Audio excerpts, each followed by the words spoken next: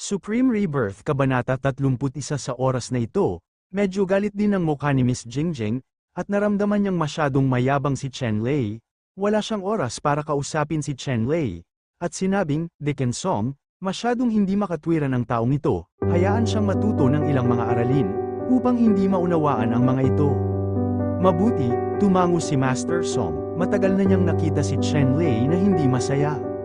Ang mga lalaki ay parang langgam sa kanyang mga mata, hayaan siyang magtapo ng ganoong kalaking tao sa harap ni Miss Jingjing, at maglakas loob na magsalita sa kanya ng walang pakundangan. Sa ganoong ugali, matagal na siyang prangka, napatay si Chen Lei, ngunit may mga utos si Miss Jingjing, at hindi siya nang ahas na hindi sumunod sa mga utos. Ngayon ay mayroon siyang utos na turuan ng leksyon si Chen Lei, nanghihina pa siya kaya itinaas niya ang palad niya at sinampal sa mukha si Chen Lei.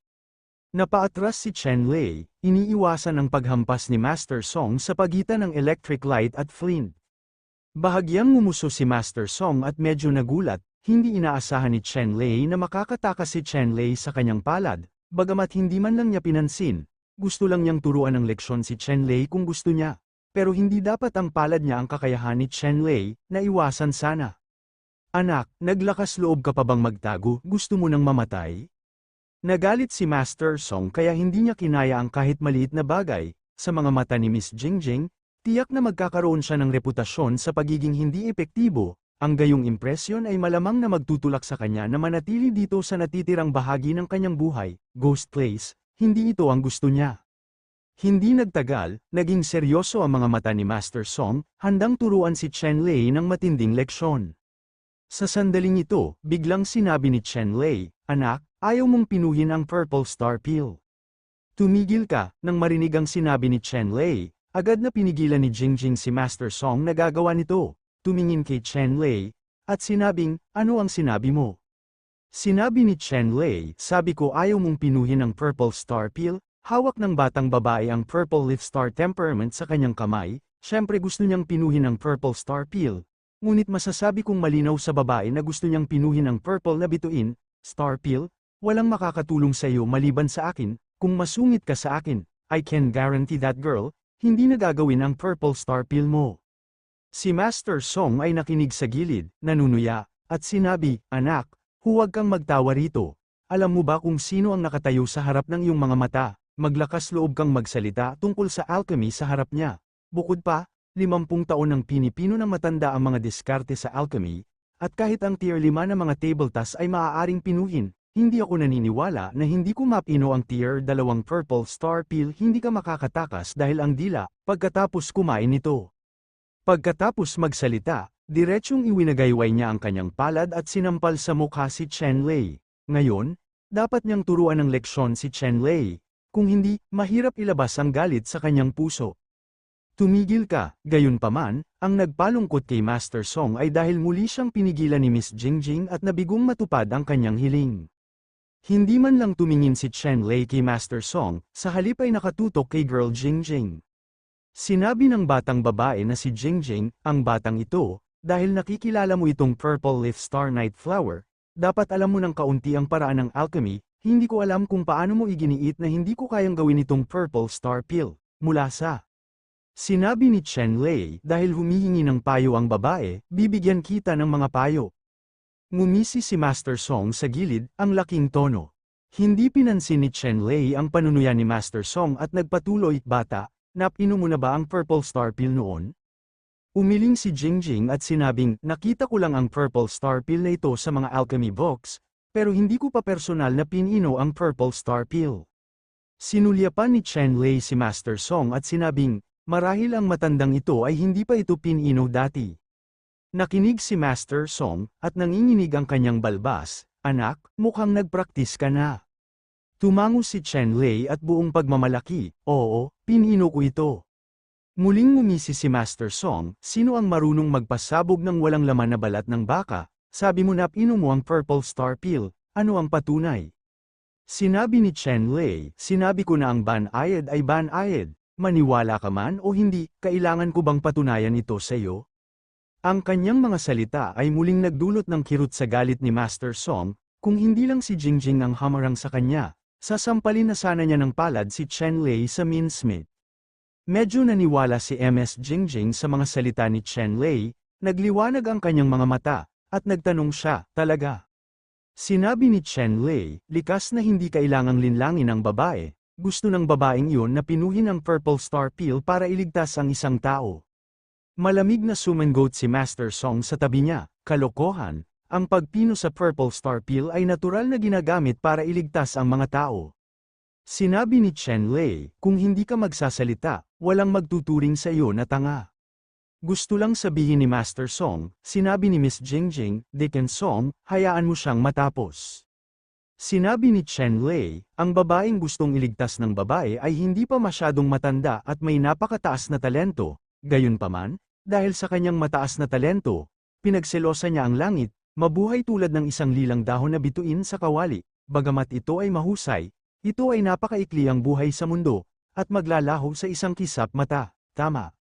Tumango si Jingjing, Young Master, tama ka, maaaring magkaroon ng ganoong conclusion si Young Master, ngunit naniniwala ang maliit na batang babae na talagang napino ni Young Master ang Purple Star Pill.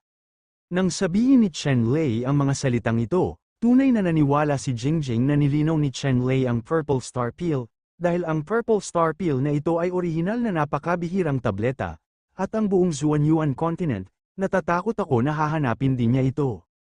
Mga table task na ganyan, kahit si Master Song, Zixing Pill lang ang narinig nila, pero hindi nila alam kung para saan ang Zixing Pill, at matukoy ni Chen Lei ang taong gusto niyang iligtas, ang mga sintomas ni Chen Lei ay sapat na upang patunayan na kahit na nagsisinungaling si Chen Lei, tiyak na mayroon siyang pangunawa sa Zixing Pill na halos hindi mapapantayan ng mga ordinaryong tao.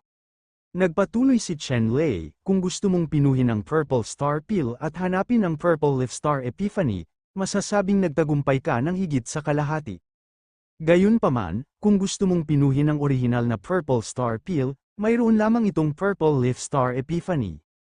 Malinaw na hindi sapat, gusto talaga ng dalaga na gamitin ang alchemy room dito, syempre, kailangan niyang gumawa ng ganoong desisyon dahil wala siyang mahanap na mas magandang alchemy room dahil sa kakulangan ng oras. Gayunpaman, malinaw kong masasabi sa batang babae na siya ay nasa landas na ito, sa isang silid ng alchemy na may magandang kondisyon, ganap na imposibleng pinuhin ang Purple Star Pill. Sa sandaling ito, sa wakas ay hindi na napigilan ni Master Song, anak, huwag mong isipin na maaari mo kaming lokohin sa pamamagitan ng paglalaro. Kung hindi mo ito susubukan, paano mo malalaman na hindi mo ito gagawin? Ang Purple Star Panicle na gamot na ito ay mabisa, kapag ito ay napitas, kung ito ay hindi maproseso sa lalong madaling panahon, maaari lamang itong itago, sa loob ng 3 oras, pagkatapos ito ay magiging karaniwan, mga halamang gamot, sa kasong ito, kahit na alam mong hindi mo ito matagumpay na mapadalisay, dapat mong subukan. Ngumisi si Chen Lei at sinabing, pwede mong subukan, hindi ko alam kung ang pasyenteng sinusubukang iligtas ng babaeng ito, maaari mo bang subukan, kung nabigo ito, sigurado akong hindi ka na makakahanap ng isa pang lilang halaman sa maikling panahon, Yeshingtan, at ang oras na natitira para sa pasyente ay maaaring hindi na gaano, sinubukan mong kitilin ang buhay ng pasyenteng sinusubukang iligtas ng dalaga, ito ay talagang isang mahusay na aura. Kabanata 32 Supreme Rebirth. Matapos marinig ang mga salita ni Chen Lei, nagpakita si Jingjing ng malungkot na ekspresyon sa kanyang mukha, at sinabi kay Master Song, Deacon Song, tumahimik ka at hayaan ang anak na ito na matapos magsalita. Pagkatapos, sinabi niya kay Chen Lei, sa tingin mo, sinabi mo, tiyak na hindi ako makakagawa ng Purple Star Pill, ngunit sa tingin ko ikaw ang nasa isip mo, may malinaw na paraan para gumawa ng Purple Star Pills, hindi. Tumango si Chen Lei at sinabing, oo, kaya ko talaga itong pinuhin. Sinabi ni Jingjing, talaga? Sinabi ni Chen Lei, syempre, hindi ko kailangang lokohin ang isang babae. Sa sandaling ito, si Master Song ay kumislap ng matalim na liwanag sa kanyang mga mata, biglang bumaril, hinawakan ang leeg ni Chen Lei, at sinabing, kung ito ang kaso, maaari mo kaming tulungang pinuhin ang Purple Star Pill na ito, kung matagumpay ang pag-aayos, bibigyan kita ng kaunting buhay, kung ikaw ay mabaigo, ang iyong kapalaran ay magiging kapareho ng kabiguan na tableta. Si Chen Lei ay sinakal ni Master Song, ngunit ang kanyang mga mata ay puno ng panunuya, at tiningnan niya si Master Song ng may paghamak. Old idiot, sa tingin mo ba kaya mo akong takutin na gawin ang mga bagay na hindi ko gusto? Gusto kong makita, kung hindi ka makapag-threat, Paano mo ipapaliwanag sa amo mo? Sa oras na ito, nagbago rin ang mukha ni Jingjing, at galit niyang sinabi kay Master Song, Deacon Song, bitawan mo ako. Kinurot ni Master Song ang leeg ni Chen Lei at sinabing, MS, Jingjing, huwag kang magpaloko sa munting magnanakaw na ito, ibigay mo siya sa akin, I have my own way to let him help you as perfect alchemy. MS, sumulyap si Jingjing kay Chen Lei at tila nag-aalangan. Maraming beses nang inisyan si Chen Lei sa oras na ito, maaari mong subukan ito at tingnan kung maaari mo akong pilitin na kumilos, kapag hindi ako kikilos, siguradong mamamatay ang taong gusto mong iligtas, I have a crappy life, but I don't mind if you want me to, isang buhay na iniligtas para sa isa pa. Sa oras na ito, sa wakas ay hindi nang ahas si Jingjing na makipagsapalaran, kung talagang mas gugustuhin ni Chen Lei na mamatay kaysa sumuko, mamamatay talaga ang taong gusto niyang iligtas, talagang hindi ito ang resulta na gusto niyang makita. Sa pag-iisip tungkol dito, gumawa si Jingjing ng desisyon at sinabi kay Master Song, Master Song, hayaan mo ang binatang ito, hindi tayo dapat maging bastos sa kanya. Lumalaban pa rin si Master Song, na nagsasabing, MS, Jingjing, huwag kang mag-alala, walang makakaligtas sa kakayahan ko. Sumubsob ang mukha ni Jingjing, bakit, hindi ka man lang ba nakikinig sa akin? Nakita ni Master Song na galit si Jingjing, kaya hindi siya naglakas loob na patuloy na saktan siya, at mabilis na sinabi, okay, hahayaan ko na sila. Pagkatapos magsalita, bumitaw si Master Song at ibinaba si Chen Lei, ngunit ang leeg ni Chen Lei ay kinurot ni Master Song ng dark purple, at sa wakas ay napabuntong hininga siya. Anak, mas mabuting makipagtulungan ka ng masunurin, kung hindi, hindi ka magtatapos ng maayos. Hindi nakakalimutan ni Master Song ang banta ng negatibong pagsusuri ni Chen Lei sa ngayon. Ngumisi si Chen Lei at sinabing, kung gusto mong tulungan kitang pinuhin ang alchemy, ito ay karaniwang panaginip batay sa iyong saloobin, iiwan ko ito dito ngayon at gusto kong tulungan kitang gawing perpekto ang alchemy, iyon ay ganap na imposible. Ngumisi si Master Song, kung gayon, mayroon ka lamang isang dead end. Sinabi ni Chen Lei, ang sino mang natatakot na mawala ng buhay para sa panibagong buhay, tiyak nakikita ako. Nang makitang lalong nagiging alitan ang dalawa, muling sinabi ni Jingjing, Deacon Song, tumahimik ka, lakasan mong magsalita, sisirain ko ang iyong pamilya. Nanlamig si Master Song nang sabihin ito ni Jingjing, at hindi na naglakas loob na magsalita pa. Sinabi ni Chen Lei, matanda, halika, sabihin mo sa akin, hindi kita tutulungang magsanay, ano ang magagawa mo sa akin, bastard, matandang tanga, at gusto mo akong takutin, titignan kita. Walang tigil ang pagsasalita ni Chen Lei sa sandaling ito, patuloy na nagpupuyos, ang kutis ni Master Song ay nagbago mula sa pula tungo sa puti, mula sa puti tungo sa berde, ngunit itinikom niya ang kanyang bibig ng mahigpit at hindi nang ahas na magsalita. Sa oras na ito, sinabi ni Miss Jingjing kay Chen Lei, itong anak, marami kang matatanda, walang katulad na kaalaman sa mga nasasakupan, mangyaring hilingin din sa anak na tulungan akong pinuhin ang Purple Star Pill, tiyak na maraming salamat Jingjing, hindi ko alam ang apelyido ng bata, mangyaring sabihin sa akin. Sinabi ni Chen Lei, ang pangalan ko ay Chen Lei, Miss Jingjing, hindi ko alam kung saan ka nanggaling. Ngunit depende sa iyong paraan ng paggawa ng mga bagay, halatang marami kang pinanggalingan, ngunit kahit na mas matanda ka, gusto mo para pilitin akong tulungan kang gawing perpekto ang alchemy, iyon ay ganap na imposible, bagamat ako ay isang maliit na tao, ito ay hindi isang bagay na maaari mong kuskusin sa iyong kalooban. Bahagyang nagbago ang mukha ng batang babae na si Jingjing, at sinabi niya, ang sinabi ni Ji Chen ay hindi namin ginawa ang tama ngayon, nandito ako para humingi ng tawad sa binata at hilingin sa kanya na bigyan kami ng pagkakataon, dapat kong tandaan ito sa aking puso. Itinuro ni Chen Lei ang kanyang naipit na leeg at sinabing, MS, Jingjing, sa tingin mo ba ay paghingi lang ng tawad, kaya mo bang bumawi sa ginawa mo sa akin? MS, humingi ulit ng tawad si Jingjing at sinabing, Young Master Chen, nasaktan ka lang namin, hindi ko alam kung paano ako hihingi ng tawad kay Young Master. Hanggat ang Young Master ay naglalagay ng isang kondisyon, maaari akong sumang-ayon sa anumang bagay. Tumingin si Chen Lei sa batang babae na si Jingjing na nasa napakababang postura. Alam niyang malapit nang matapos ang apoy, at sinabing, babae Jingjing, sinabi ko na imposibleng linisin dito ang Purple Star Pill na ito. Masyadong masama ang mga kondisyon dito, kung gusto mong pinuhin ang Purple Star Pill, dapat mong gamitin ang second order na best grade fire gathering array, makipagtulungan sa pinakamahusay na grade alchemy furnace, at magdagdag ng mahusay na alchemy upang magtagumpay sa pagpino. Kung ganoon wala na bang pag-asa, MS, si Jingjing ay nagpakita ng pagkadismaya sa kanyang mga mata. Siya ay isang pambihirang alchemy, hiniling niya sa kanyang sarili na magawa ito, ang pangalawang antas na pinakamahusay na hanay ng pagtitipo ng apoy at ang pangalawang antas na pinakamahusay na alchemy furnace, kung saan ang the second level best alchemy furnace ay madali ding mahanap, siya 10 at 8 piraso ay madaling makuha sa storage ring, ngunit imposibleng makahanap ng pangalawang antas na super fire gathering array sa maikling panahon.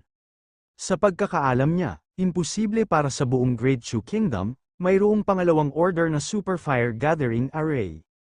Narinig ni Master Song ang mga salita ni Chen Lei, ang kanyang balbas ay nanginig, at siya ay umungal sa kanyang puso, "Anak, hindi ka ba nagbibiro, kung hindi dahil kay Miss Jingjing, siguradong sasampalin ka ng matanda ng palad para gaman ang loob niya." Puod. Bagamat hindi siya naglakas loob na magsalita, ang mabangis na liwanag sa kanyang mga mata ay walang pag-aalinlangang nahayag din ang nakamamatay na aura ngunit hindi nakakalat. Bahagyang ngumiti si Chen Lei at sinabing, "Miss Jingjing, dahil sinabi ko na kaya kong ayusin ito, natural na hindi ako magsasalita ng walang kaparekon, ang Purple Star Pill ay hindi maaaring pinuhin dito, ngunit maaari itong pinuhin sa ibang mga lugar, hanggat binibigyan mo ako ng oras, tiyak na mahahanap ko ang pinakamahusay na second order fire gathering formation at pinuhin ang Purple Star Pill na ito." Sabi ni Girl Jingjing, "Pero ang pinakakulang sa atin ngayon ay ang panahon. Bagamat ang Purple Leaf Star Night na bulaklak na ito ay tinataka ng mga ice jade crystals, dahan-dahan pa ring nawala ang aura nito, kung hindi natin mapipino ang tableta sa lalong madaling panahon, sa kasamaang palad, hindi magtatagal para ito ay maging isang damo." Sinabi ni Chen Lei, "Madali lang ito, pakibigay sa akin ang Purple Leaf Star Night Flower." Sa oras na ito, walang pagpipilian si Jingjing kundi ang pansamantalang magtiwala kay Chen Lei, at ibinigay ang Purple Leaf Star Night Flower kay Chen Lei. Kinuha ni Chen Lei ang Purple Leaf Star Emerald Flower at binuksan ang kahon na gawa sa Tianjing Ice Jade, pagkatapos ay itinali niya ang kanyang mga kamay at gumawa ng nakasisilaw na handprint, ang mga sinag ng liwanag na nakikita ng mata ay nakabuo ng isang rune seal, nakaprint sa Purple Leaf Star Night Flower, sa pagkumpleto ng mga fingerprint ni Chen Lei, ang hininga ng Purple Leaf Star Night na bulaklak ay perpektong selyado, at wala na, pagtagas. Ano ang pamamaraang ito? Ang puso ni Jingjing ay lubos na nabigla sa paraan ni Chen Lei. Ang kanyang magagandang mata ay puno ng pagtataka, ang kanyang bibig ay bahagyang bamuka, at hindi niya namamalayan na nagtanong, espiritual na pagkakulong, napakaliit na paraan, casual na sabi ni Chen Lei. Kabanata 33 Supreme Rebirth Casual na sabi ni Chen Lei. Ngunit sa mata ni Miss Jingjing o Master Song, ang spirit sealing technique na ito ay isang uri lamang ng banal na sining. Nagmula sila sa Dan Shenlig, na masasabing pinakamarami sa buong Zuanyuan continent, ang makapangyarihang alyansa ng mga alchemy masters ay may pinakamalalim na pamamaraan at sikreto para sa pagharap sa elixir sa buong Zuanyuan continent, at may iba't ibang mga magical alchemy techniques. Gayunpaman, hindi nito alam na mayroong isang kahangahangang mahiwagang pamamaraan bilang espiritual na pagkakulong, pamamaraan. Ang pamamaraan ng pagbaybay na ito ay malinaw na isang paraan upang maproseso at mapanatili ang mga elixir. Maaari nitong isil ang lahat ng espiritual na enerhiya ng Purple Leaf Star Enlightenment. Ang mga lihim na pamamaraan at pamamaraan na ito ay sapat na upang mainggit ang lahat ng mga alchemist. Pagkatapos makumpleto ang pagpino ng Purple Star Pill, kahit anong paraan ang gamitin mo, dapat mong hilingin sa batang ito ang paraang ito. Lihim na nagdesisyon si Master Song matapos makitang ibinunyag ni Chen Lei ang pambihirang pamamaraan. Ang bakas ng kasakiman sa mga mata ni Master Song ay hindi nakaligtas sa mga mata ni Chen Lei. Nang makitang sakim pa rin si Master Song, kumilos si Chen Lei sa kanyang puso at nagpatuloy, "Jingjing, bagamat gagamitin ko si Yemes." Nakita ni Jingjing si Chen Lei na nagpahayag ng isang hindi pangkaraniwang paraan ng pagharap sa elixir. Kumpiyansa siya na kayang pinuhin ni Chen Lei ang Purple Star Pill. Sa oras na ito, nang makita ang kalagayan ni Chen Lei, sumang-ayon siya ng walang pag-aalinlangan, at sinabi, "Hindi ko alam, anong uri ng kabayaran ang kailangan ni Chen Gongzi, kahit na sabihin mo, tiyak na masisiyahan siya ni Jingjing. Ngayon, para hayaan siyang tulungan ni Chen Lei na pinuhin ng Purple Star Peel, nangako siya kahit ano pa ang mga kondisyon ay natatakot pa rin siya na hindi babanggitin ni Chen Lei ang mga kondisyon. Itinuro ni Chen Lei si Master Song at sinabing, una, gusto kong humingi ng tawad sa akin ang matandang ito. Walang problema, sabi ni Jingjing, pumayag siya nang hindi nag-iisip tungkol dito. Pangalawa, gusto kong panatilihin ni Miss Jingjing at ng matandang ito ang singsing, kasama ang lahat ng nasa loob nito. Nagbago ang mukha ni Jingjing, at mas nagalit si Master Song, nakakita siya ng mga leon na bamuka ang kanilang mga bibig, ngunit hindi pa siya nakakita ng isang leon na may kasing laki ng bibig. Hindi ka natatakot sa kamatayan, sa oras na ito, hindi nakatiis si Master Song, at muling sinabi. Binigay ni Chen Lei ang kanyang mga kamay at sinabing, maaari mo ring piliin na hindi sumang-ayon, wala akong pakialam. Kinagat ni Jingjing ang kanyang mga ngipin sa huling pagkakataon at sinabing, okay, sumasang-ayon ako. Sinabi ni Chen Lei, ang pangatlong kondisyon, mula ngayon hanggang sa tulungan kitang kumpletuhin ang alchemy, sa panahong ito, dapat kang makinig sa aking mga tagubilin, at gagawin mo ang hinihiling kong gawin mo, at hindi mo dapat lalabagin ito. Walang problema, masayang sumang-ayon muli si Jingjing, para sa Purple Star Peel na ito, talagang handa siyang sumuko.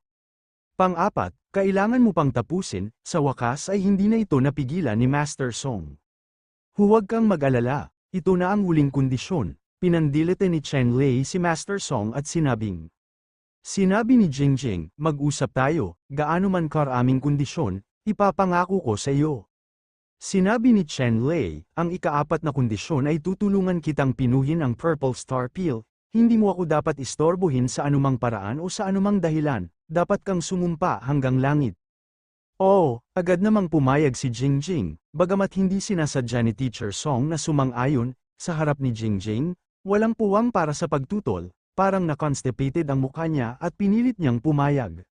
Pagkatapos noon, parehong nanumpa sina Jingjing at Master Song, na itinuturing na tutuperan ang ikaapat na pangangailangan. Pagkatapos, tinanggal ng dalawa ang mga singsing na imbakan sa kanilang mga kamay, inalis ang mga paghihigpit sa kanila, at atubiling iniabot ang mga ito sa mga kamay ni Chen Lei. Ngayon, ang matandang ito ay maaaring humingi ng tawad sa akin. Hindi man lang ito tiningnan ni Chen Lei, ibinaba ang dalawang singsing na imbakan, at sinabi kay Jingjing. Direktang inutusan ni Jingjing si Master Song, na nagsasabing, Diken Song, ikaw na ang bahala, dapat mong pasayahin si Master Chen sa iyong swerte. Kumunat ang mapait na mukha ni Master Song, at nag-aatubili na sinabi, matandang Song Hongxian, humingi ng tawad kay Chen Lei, Master Chen, ang nangyari kanina ay kasalanan ng matanda, Mr. Chen, marami ka, patawarin mo ako, ang pagkakasala ng matanda. Kinapa ni Chen Lei ang kanyang mga tainga at sinabing, masyadong maliit ang boses, hindi ko marinig, hindi ka pa ba kumakain, magsalita ka ng mas malakas. Bumangon ang galit ni Song Hongxian sa kanyang puso, ngunit wala siyang ibang pagpipilian kundi itaas ang kanyang boses at sabihin ito muli. Muling sinabi ni Chen Lei, masyadong bata pa para marinig ng malinaw. Gusto ni Song Hongxian na tadtarin si Chen Lei bilang sarsa ng karne. Pinisil ang kanyang ilong at muling nagsalita ng malakas. Nag-aatubili na tumango si Chen Lei, at sinabing, bagaman masyadong mababa ang boses at hindi sapat ang sinseridad, gawin na lang natin, kung sasampalin mo ang sarili mo ng 20 beses, halos mawala ang galit sa puso ko. Huwag masyadong mangbuli ng iba, hindi napigilan ni Song Hongxian ang kanyang pinipigilang galit nang hilingin sa kanya ni Chen Lei na sampilan ang kanyang sarili sa mukha. Sobrang ingay, natakot ako, kinailangan ng 40 sampal para mataranta ako. Tinapak ni Chen Lei ang kanyang dibdib at sinabing may takot na ekspresyon. Awit ng Diken, sumunod ka, diretsyong utos ni Jingjing. Pilit na tiniis ni Song Hongxian ang dagwang hininga, itinaas ang kamay at sinampal ang sarili sa mukha. Naku, nanampal ka ng lamok, sa mas kaunting enerhiya, kailangan mong magtrabaho ng mas mahirap, maunawaan, at least hayaan mo akong marinig ang tunog. Lumaban si Song Hongxian, at sa pagkakataong ito ay binilog ang kanyang bibig. TSK Tusk, Master Song, ang galing mong magpalusot at madulash, Hindi pa ako nakakita ng totoong aura ng proteksyon sa pamamagitan ng pagsampal sa iyong bibig. Kung sasampalin mo ulit ang puso mo, natatakot akong 80 na sampal ang makukuha mo para mawala ako, maging magalang ka, galit na sabi ni Chen Lei.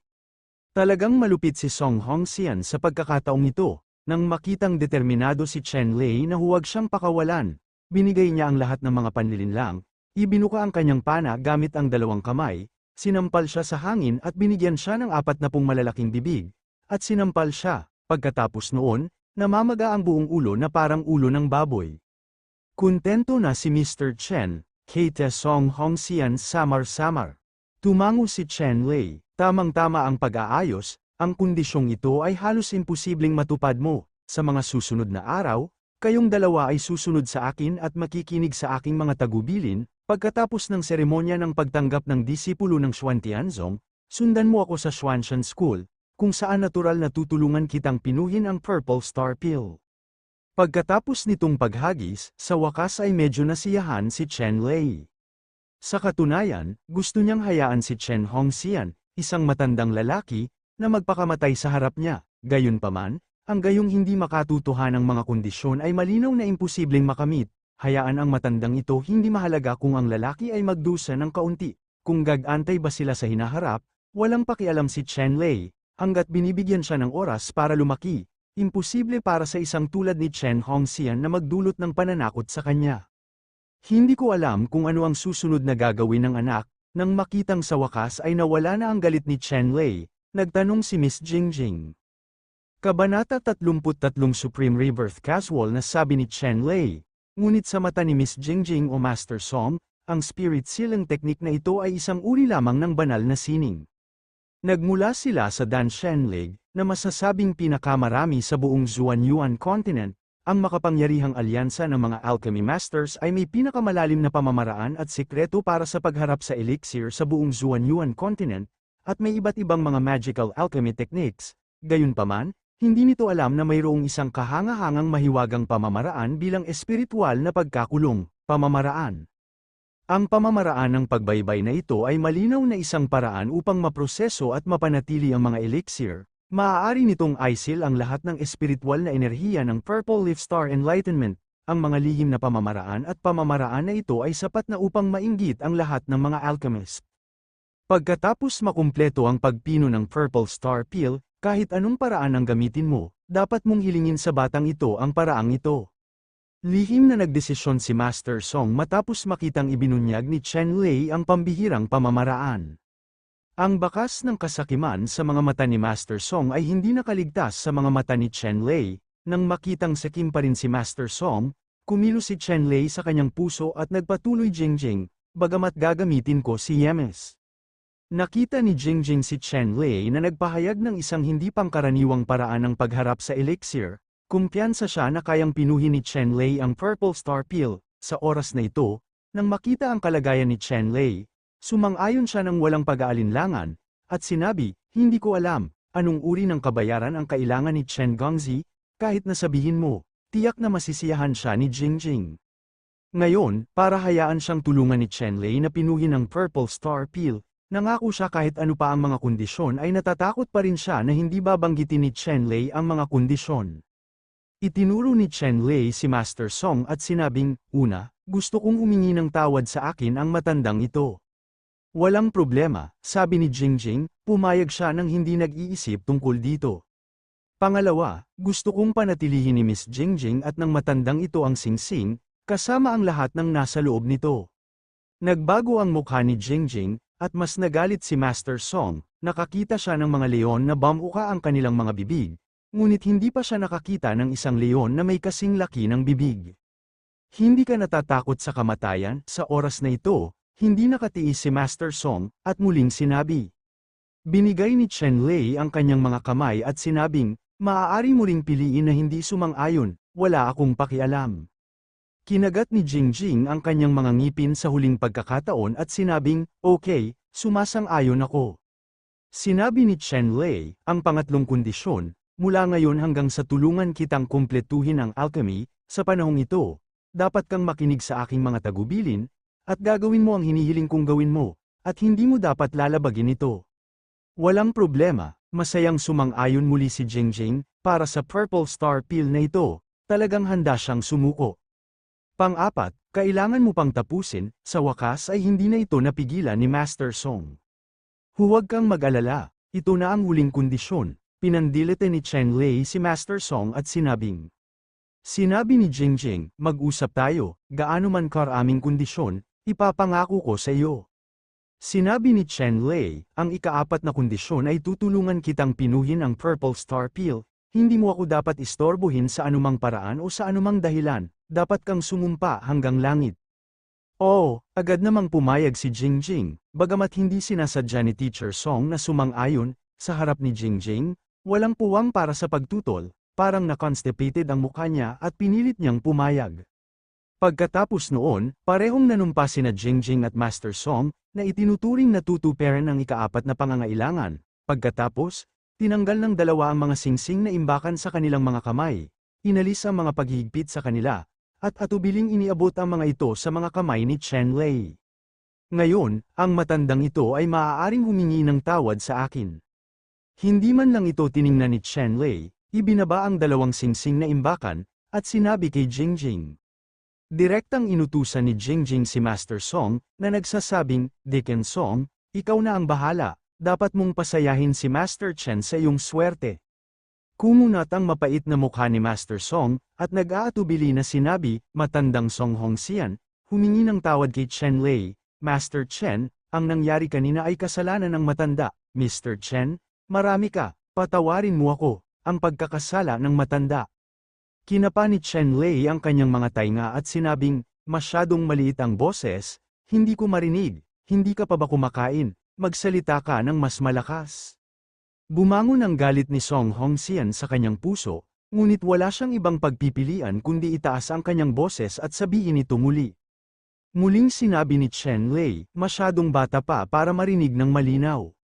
Gusto ni Song Hongxian na tadtarin si Chen Lei bilang sarsa ng karne. Pinisil ang kanyang ilong at muling nagsalita ng malakas. Nag-aatubili na tumango si Chen Lei, at sinabing, bagaman masyadong mababa ang boses at hindi sapat ang sinseridad, gawin na lang natin, kung sasampalin mo ang sarili mo ng 20 beses, halos mawala ang galit sa puso ko. Huwag masyadong mangbuli ng iba, hindi napigilan ni Song Hongxian ang kanyang pinipigilang galit nang hilingin sa kanya ni Chen Lei na sampilan ang kanyang sarili sa mukha. Sobrang ingay, natakot ako, kinailangan ng 40 sampal para mataranta ako. Tinapak ni Chen Lei ang kanyang dibdib at sinabing may takot na ekspresyon. Awit ng Dicken, sumunod ka, diretsyong utos ni Jingjing. Pilit na tiniis ni Song Hongxian ang dagwang hininga, itinaas ang kamay at sinampal ang sarili sa mukha. Nako, nanampal ka ng lamok, sa mas kaunting enerhiya, kailangan mong magtrabaho ng mas mahirap, maunawaan, at least hayaan mo akong marinig ang tunog. Lumaban si Song Hongxian, at sa pagkakataong ito ay binilog ang kanyang bibig. TSK Task, Master Song, ang galing mong magpalusot at mad-ulash. Hindi pa ako nakakita ng totoong aura ng proteksyon sa pamamagitan ng pagsampal sa iyong bibig.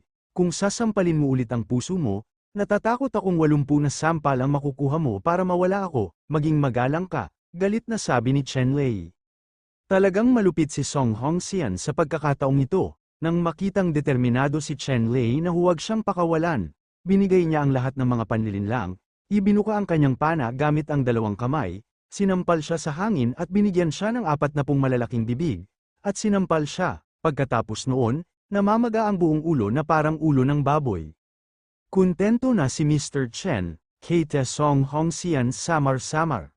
Tumango si Chen Lei, tamang-tama ang pag-aayos, ang kondisyong ito ay halos imposibleng matupad mo, sa mga susunod na araw, kayong dalawa ay susunod sa akin at makikinig sa aking mga tagubilin, pagkatapos ng seremonya ng pagtanggap ng disipulo ng Xuantianzong, sundan mo ako sa Xuanshan School, kung saan natural na tutulungan kitang pinuhin ang Purple Star Pill. Pagkatapos nitong paghagis, sa wakas ay medyo nasiyahan si Chen Lei.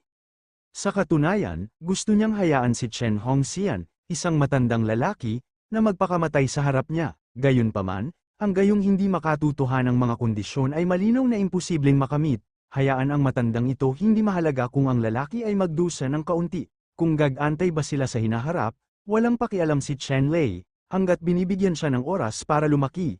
Imposible para sa isang tulad ni Chen Hongxian na magdulot ng pananakot sa kanya. Hindi ko alam kung ano ang susunod na gagawin ng anak, nang makitang sa wakas ay nawala na ang galit ni Chen Lei, nagtanong si Miss Jingjing. Bahay Supreme Rebirth Kabanata 34 Pagkatapos ay naalala ni Chen Lei ang kanyang orihinal na intensyon tungkol sa alchemy, at sinabing, ngayon ay natural na pumunta sa mga pamilihang iyon ng kalakalan at tingnan kung anong magagandang bagay ang makikita. Pumunta sa palengke, nang marinig ang plano ni Chen Lei, natigilan sina Jingjing at Master Song, para sa kanila, ito ay masyadong malayo. Anong magagandang bagay ang makikita sa stall, dinuraan si Song Hongxian, na nagpapakita ng matinding paghamak sa panlasa ni Chen Lei. Shut up, kailangan mo ba akong turuan kung ano ang gagawin? Sa harap ko, walang lugar para makapagsalita ka, at hindi ka pinapayagang magsalita ng walang utos ko, galit na saway ni Chen Lei. Napigilan si Song Hongxian ng mga salita ni Chen Lei at halos hindi maisuka ang isang subaw ng lumang dugo. Gayunpaman, kahit sino ay nang ahas na magsabi ng isang bagay sa kanya. Ngunit ngayon ay wala na siya kahit kititing, ang kanyang mukha ay itim, at talagang hindi siya umimik, tahimik na sinusundan sina Chen Lei at Jingjing. Hindi pinansin ni Chen Lisi ang nararamdaman ni Song Hongxian at kinuha silang dalawa palabas ng Treasure Medicine Hall at naglakad patungo sa trading market. Sa kasalukuyan, mayroong maraming mga merkado ng kalakalan na kusang nabuo sa Broken Mountain. Maraming mga martial artist ang kumukuha ng mga bagay na hindi nila karaniwang ginagamit o hindi alam ang layunin ng kapalit ng mga bagay na kapaki-pakinabang sa kanila. Siyempre, ang mga ito sa mga bagay, isda at dragon na pinaghalo, maaaring may mga tunay na kayamanan na sumasalungat sa langit, o maaaring may walang kwentang basura.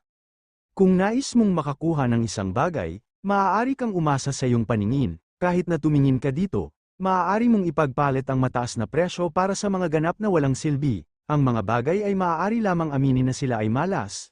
Ngunit hindi maaaring gumawa ng gulo ng hindi makatwiran. Ito ay isang panuntunang kusang nabuo sa mga martial artist, at lahat ay susundin ito. Kung sino man ang manggahas na labagin ito, tiyak na magbubunga ito ng pananakit sa galit ng mamamayan.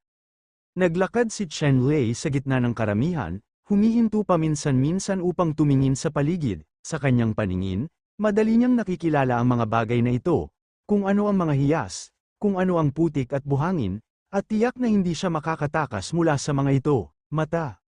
Tingnan ko, ang totoong Dragon Bloodstone ay sold out sa luha. Makakabili ka ng totoong Dragon Bloodstone sa halagang 100 G ng tanso o 1,000 G ng bakal. Sa harap ng martial artist, mayroong higit sa 12 ng na bato, na naglalabas ng mabangong aroma, at sila ay nagsisisigaw at umaakit ng mga customer. Bahagyang gumalaw ang ekspresyon ni Song Hongxian, at hindi niya maiwasang tumigil, kinuha niya ang Dragon Bloodstone at sinuri ito ng mabuti, at nasa sabik na sinabi, ito ay talagang isang Dragon Bloodstone, napakarami, Miss Jingjing, palitan natin, well, tiyak na walang downside. Tumigil din si Jingjing, curious na nakatingin sa magaganda at mabangong mga bato, medyo natukso rin siya. Kung talagang Dragon Bloodstone yun, siguradong kikita ito ng malaki. Ang Dragon Bloodstone ay maaaring isang bihirang materyal na ginamit upang gumawa ng mga sundalo ng dugo ng dragon, napakahalaga at napakabihirang. Humalakhak si Chen Lei, galit na sinabi, anong Dragon Bloodstone? Ito ay gawa sa bloodstone na ibinabad sa maitim na vanilla grass juice, pabayaan ang 100 catties ng tanso, 1 o 2 yuan ng tanso ay hindi katumbas ng halaga. Ikaw lang sa pangitain na ito, natatakot akong mawala lahat ng pantalon ko dito. Kuya, nilalabag mo ang mga patakaran sa paggawa nito, kailangan mo bang ipakita ito? Nang makitang binasag si Chen Lei, hindi napigilan ng may-ari ng stall na lumingon, at ang kanyang mga salita ay nagpapakita ng mga pagbabanta. Bakit, gusto mo pa bang magtinda ng husto? Hindi napigilan ni Master Song ang kanyang mukha sa oras na ito. Nang marinig ang sinasadyang pagbabanta ng may-ari ng stall, nanlaki ang kanyang mga mata, at ang paglilinang sa masamang kaharian ay biglang nalantad, na natakot sa may-ari ng stall sa maputlang mukha, at paulit-ulit na humingi ng tawad, huwag kang manggahas, kung hindi ko alam ang Mount Tai, pupunta ako, pagkatapos ay umalis ka. Pagkatapos magsalita, ayaw niyang mahulog sa lupa ang dugong bato ng dragon, at nakatakas siya ng walang bakas.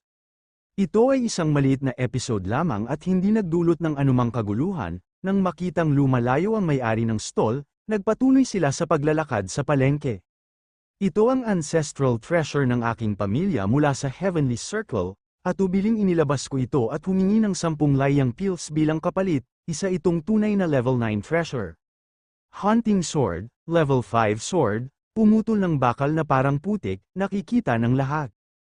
Gray Flood Egg, at Life Chi Breath, pagkatapos ng pagpisa at pag-ani, maaari silang lumaki sa tier 6 na halimaw. Tingnan natin. Napakasigla ng merkado, ngunit wala sa mga bagay na ito ang maganda sa paningin ni Chen Lei, at wala sa mga ito ang tama. Biglang huminto si Chen Lei sa harap ng isang booth at maingat na tiningnan ang mga gamit sa booth.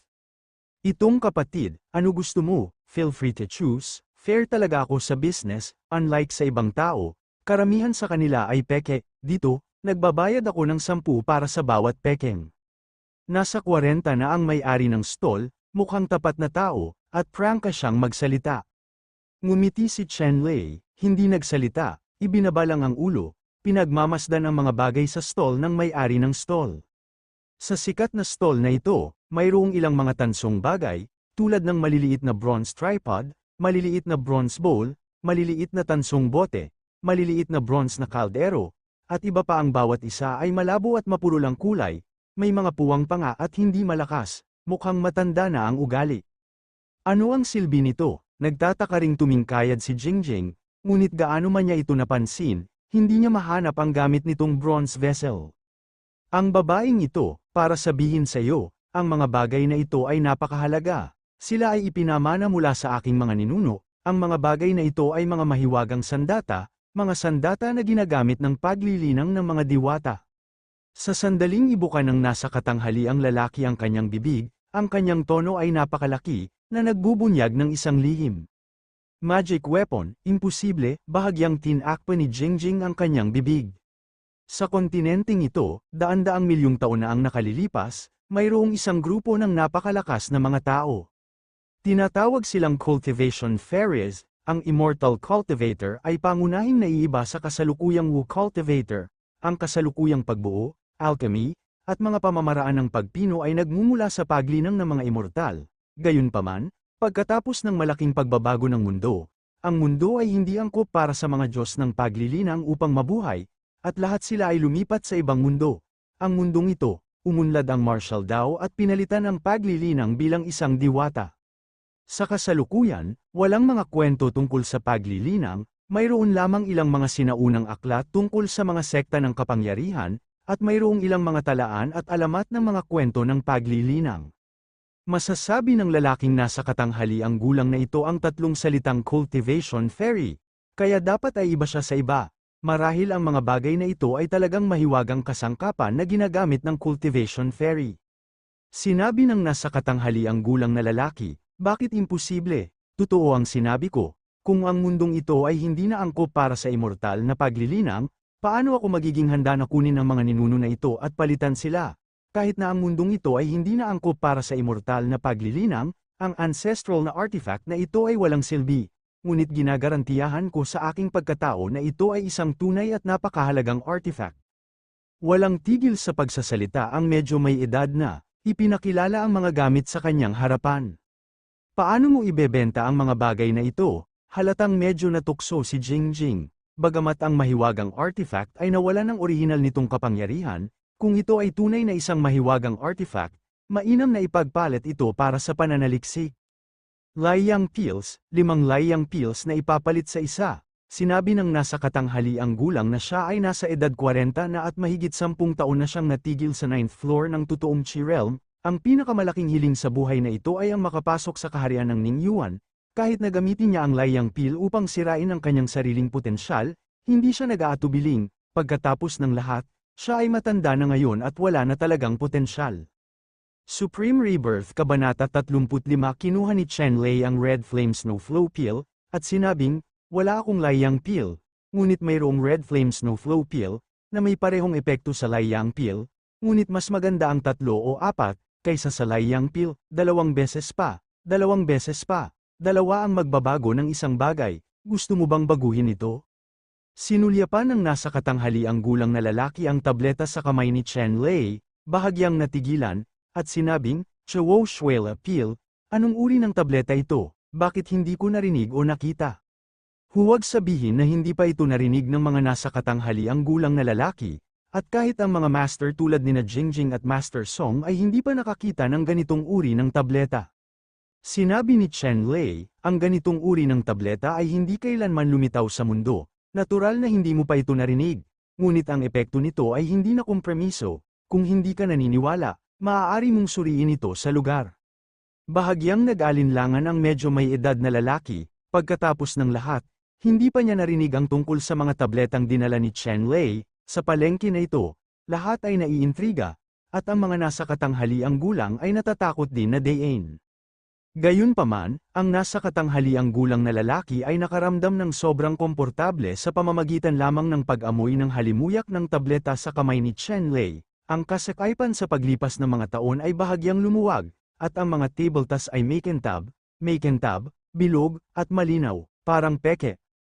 Gayunpaman, ang nasa katanghaliang gulang na lalaki ay hindi pa rin naglakas loob na makipagsapalaran, nang marinig ang sinabi ni Chen Lei na maaari siyang mag-verify on the spot. Sa wakas ay tumango siya at sumang-ayon, "Okay, pagkatapos ay i-verify ko kaagad, kung totoo, natural na isasagawa ang transaksyong ito." Pagkatapos magsalita, kinuha ng nasa katanghaliang gulang na lalaki ang tableta mula sa kamay ni Chen Lei at nilunok ito sa isang subo, tapos biglang nagbago ang mukha niya. Wala na siyang pakialam, agad siyang napaupo sa lupa at nagsimulang magalit. Isang dumadagundong na boses ang lumabas mula sa nasa katanghaliang gulang na lalaki, na parang naghuhugas ng kanyang kalamnan. Kung walang air machine, ito ay nagmumula sa nasa katanghaliang gulang na lalaki, sa loob ng radius na 2 metro, na bumubuo ng isang invisible air wave. Nakita ni Song Hongxian ang hitsura ng nasa katanghaliang gulang na lalaki, nagbago ang kanyang mukha. Hindi maintindihan ng nasa katanghaliang gulang na lalaki ang pagbabagong ito. Talagang ito ay isang pagganap na nagtutulak sa hangganan. Isa lang itong tableta na nagpatigil sa mukhang medyo may edad na. Ang mga hadlang sa paglipas ng mga taon ay nagpakita ng mga palatandaan ng tagumpay. At ang epekto ng ganitong uri ng tableta ay higit sa 3 o 4 na beses na mas mahusay kaysa sa layang pill. Hindi nagtagal, iminulat ng nasa katanghaliang gulang na lalaki ang kanyang mga mata na may pagtataka na ekspresyon sa kanyang mukha, at sinabing, "Ang batang kapatid na ito ay talagang totoo." Pambihira ang epekto nitong Red Flame Snowflow Pill, ang isa sa kanila ay nagkakahalaga ng 3 o 4, Layang Pill, pinalitan kita. Tumango si Chen Lei at nagsabi, "Mayroon kang 5 tansong prutas, 1 prutas at 2 Red Flame Snowflow Pills, mayroong 10 Red Flame Snowflow Pills sa bote na ito, yung kinuha mo lang, as a gift for you. I want all your things, how about it?" "Oh, walang problema." Binalot ng nasa katanghaliang gulang na lalaki ang mga tansong bagay na ito sa mga balat ng hayop na nakakalat sa ilalim ng lupa at direktang iniabot kay Chen Lei. Pagkatapos, kinuha niya ang bote ng tableta sa kamay ni Chen Lei, na para bang kumuha siya ng maraming pera, at umalis ng hindi lumilingon. Pagkaalis ng nasa katanghaliang gulang na lalaki, nagtanong si Jingjing, "Master Chen, ito ba ay isang mahiwagang artifact?" Bahagyang ngumiti si Chen Lei, at nagsabi, "Saan kaya nagkataon na maaari nating kunin ang mga mahahalagang bagay bilang mga mahiwagang artifact? Ang mga bagay na ito ay mga ordinaryong tansong bagay lamang. Ngunit totoo na medyo mas matanda na sila. Bibigyan ko kayong 2, laro tayo." Pagkatapos magsalita, inabot ni Chen Lei ang 2 bronze item kay Jingjing. "Dahil alam mong hindi ito isang tunay na artifact, bakit mo ito gustong baguhin?" Kinuha ni Jingjing ang 2 tanso at nagtatakang nagtanong. "Hindi mo kailangang alalahanin yun." Si Chen Lei ay nagkunwaring ngumiti ng malalim, ngunit hindi nagpaliwanag. Nang makita ito ni Jingjing, hindi na siya masyadong nagtanong. Kung tutuusin, hindi pa pamilyar ang 2 partido para sabihin sa isa't isa ang lahat ng sekreto.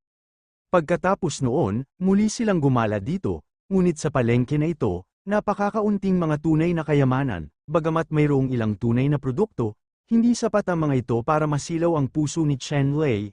Uminom sila ng ilang Red Flame Snowflow Pills na si Kwang Chang ay hindi nagpatuloy sa paggalaw pagkatapos na maging Heavenly Silkworm Fine Gold Soft Armor.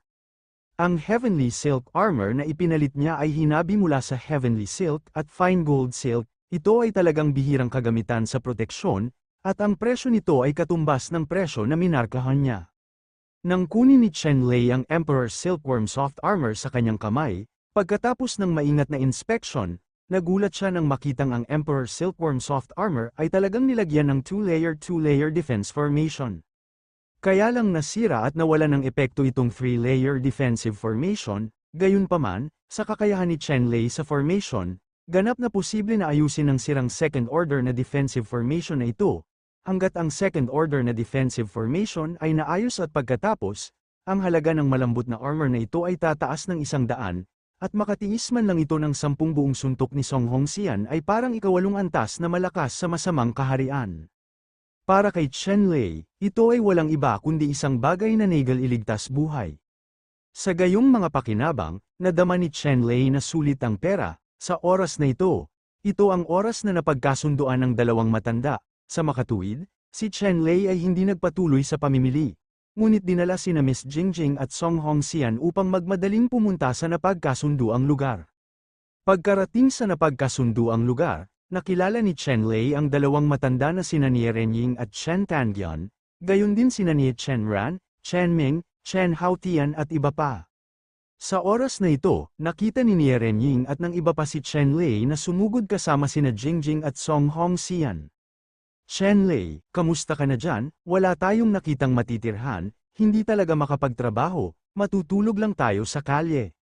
Sinabi ni Chen Haotian na walang magawa, bagaman ang mga martial artist ay karaniwang natutulog at kumakain sa hangin, ngunit pagkatapos ng lahat, hindi siya komportable sa inn. Tumingin si Chen Lei kay Song Hongxian at sinabing, Lao Song, maaari kang mag-ayos ng lugar para sa iilan sa amin. Lukot ang mukha ni Song Hongxian, at tinawag siya ni Lao Song. Si Lei De ay wala sa focus at malumanay sa loob. Ngunit sa kasamaang palad ay hindi pa rin siya makaatake, at sinabing may itim na mukha, walang problema, sumama ka sa akin. Pagkatapos nito, pinangunahan niya ang lahat, pinangungunahan ng lahat sa ilang mga kalye patungo sa mansyon. Bahay ko ito, dito ka magpahinga, sabi ni Song Hongxian.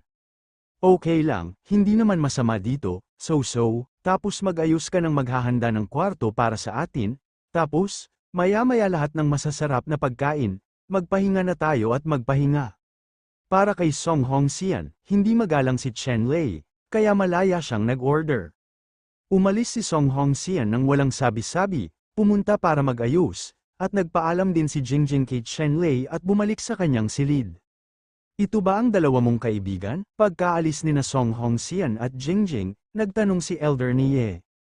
Sinabi ni Chen Lei, hindi kaibigan, ngunit huwag maging magalang sa kanila. Kung may kailangan ka, hayaan mo na lang na maging sarili mong tahanan. Hindi gaanong nagtanong ang dalawang matanda na sina Nie at Chen. Pagkatapos kumain ay hinayaan na nilang magpahinga ang mga estudyante. Pagkalipas ng 2 araw, tinasa ang mga alagad ni Xuan Tianzong, dapat silang magkaroon ng magandang pahinga sa 2 araw na ito. At si Chen Lei, na bumalik sa kanyang silid, ay hindi nagpapahinga. Sa halip, inilabas niya ang balat ng hayop na ipinagpalit sa palengke, hindi niya tiningnan ang 3 natitirang tansong bagay sa loob, at ibinalik yon sa singsing pagkatapos ay nahulog ang kanyang mga mata sa isang piraso ng balat ng hayop na ginamit bilang timbang. Supreme Rebirth Kabanata 36. Ang balat ng hayop na ito ay ang pinakamalaking kita ni Chen Lei sa merkado. Nang buksan ni Chen Lei ang balat ng hayop at inihalo ang kanyang iniisip sa balat ng hayop, nagbago ang larawan sa kanyang harapan, bumungad sa kanyang harapan ang isang lalaking nasa katanghaliang gulang na nakasuot ng puti. Hindi makita ang kanyang mukha, ang gitna ng may edad na lalaki ay nagpakita ng gulat na ekspresyon. Ang sword intent ng espada na ito ay tinatawag na sword, na nagsasanay ng sword arts. Isang purong sword intent ang bumaril mula sa mga daliri ng nasa katanghaliang gulang na lalaki, agad na lumubog sa kawalan, tumago sa di kalayuan, at hamampas sa pagitan ng mga dalisdis ng bundok ng isang malaking bundok. Nagkaroon ng malakas na dagendong, mga bato at ulap, na ang tuktok ng bundok ay nahulog sa higanteng bundok sa mga ulap at nabasag, ang tuktok ng bundok ay dahan-daang gumuho, hindi mabilang na malalaking bato ang gamulong pababa, tulad ng isang natural na sakuna. Bahagi ng ang higanteng bundok ay makinis ay parang salamin, na nagpapakita kung gaano kitilim ang layunin ng espadang ito. Gayunpaman, ang nasa katanghaliang gulang na lalaki ay bahagyang sumimangot, tila hindi nasisiyahan sa layuning ito na nanginginig sa kalangitan, at ang buong tao ay nahulog sa kaguluhan, lumakad laban sa hangin, sa pagitan ng mundo. Sa di kalayuan, isang malaking ilog ang damaloy at umaatungal na parang galit na dragon, nahati ang kapatagan sa kalahati, at lumitaw sa harap ng nasa katanghaliang gulang na lalaki. Ikinaway ng nasa katanghaliang gulang na lalaki ang kanyang kamay, at isang malaking liwanag ng espada ang bumaril mula sa kanyang mga daliri, at agad na lumipad ng libu-libong milya, tumawid sa ilog, inilantad ang kama ng ilog, at ang ilalim ng kama ng ilog ay napakalalim din.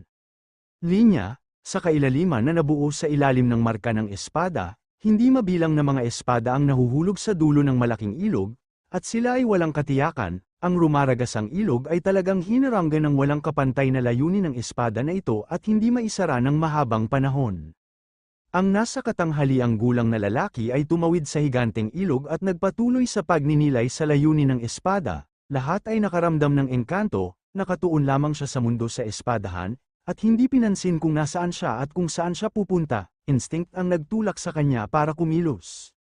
Muling lumitaw ang asul na dagat sa harap ng nasa katanghaliang gulang na lalaki, na hamarang sa kanyang dinadaanan. Inilabas ng nasa katanghaliang gulang na lalaki ang kanyang espada at hinati ang dagat gamit ang isang espada, na naghihiwalay sa isang dagat na libu-libong milya ang lapad, na nagsiwalat ng kalaliman ng dagat.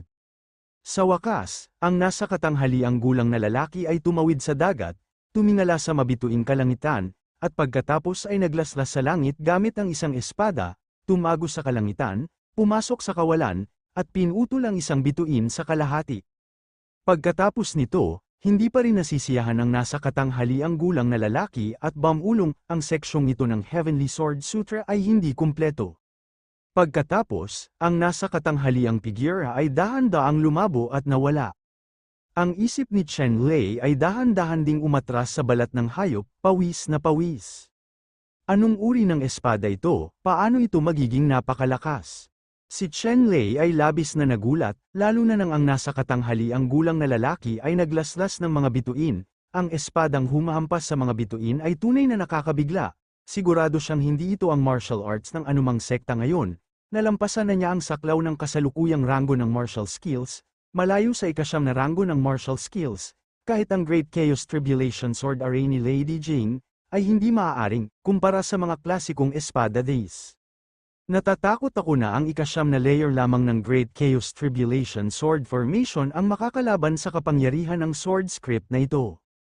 Hindi maiwasan ni Chen Lei na ikumpara sa kanyang isip ang pinakamalakas na sword art sa Lady Jing, at napunta sa ganitong conclusion.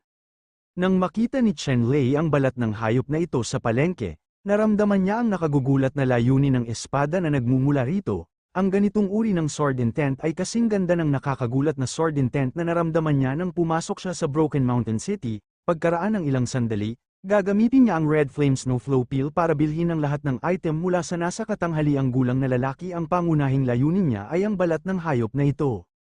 Ngayon parang bargain na talaga ang negosyong ito. Sa balat ng hayop na ito, talagang mayroong isang set ng walang kapantay na mga kasulatan ng espada, na tinatawag na mga kasulatan ng espada. Gayunpaman, ang koleksyon na ito ng mga kasulatan ng espada ay hindi kumpleto. Ito ay hindi pa rin kumpleto.